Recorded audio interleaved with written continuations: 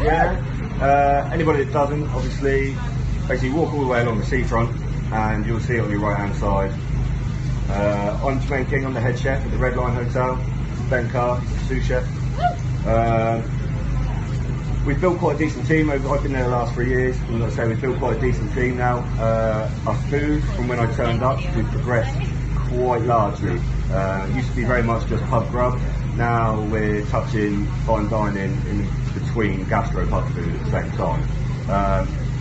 We do generally between like 100 and 150 covers a service, so we can't go down the Michelin star route because you're then talking 30 covers per service, and trying to do Michelin star food at 150 covers with 4 chefs in the kitchen is just not going to work. I don't think I'd ever leave the Red Lion Hotel.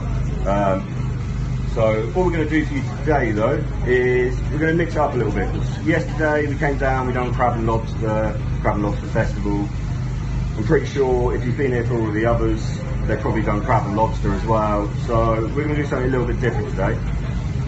Apart from the lady that I've already told what it is, does anybody know what that is there? No. So that is a swordfish steak. Yeah. Quite similar to tuna. Generally, when you cook it, it'd be on a char griller, and you'd only take it to the stage where it's still pink inside.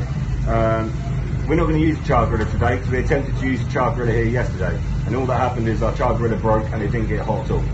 So we're going to do ours in a pan. Also going to do like a nice little vegetable garden with it. Vegetable garden probably sounds quite boring, quite simple. I haven't actually plated it before, so I'm going to just wing it today and plate it, and hopefully it's going to look beautiful, and you're going to think, something that sounds so simple can actually be done and made quite technical. We're going to use different methods of cooking the vegetables, so you get all the different textures and different flavours into them. So as you can see, Ben over here at the moment, he's literally just preparing the shallot. All we're going to do is going to quarter them and keep the root on. Does anybody know why we keep the root on the shallot? Sir?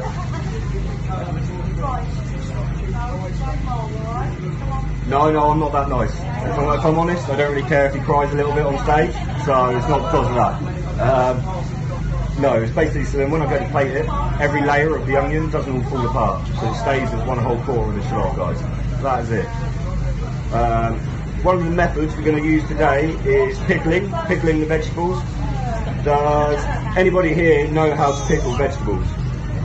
No? Really, really simple. Generally what I find with people that don't know something when it comes to cooking, they think it's going to be really, really difficult.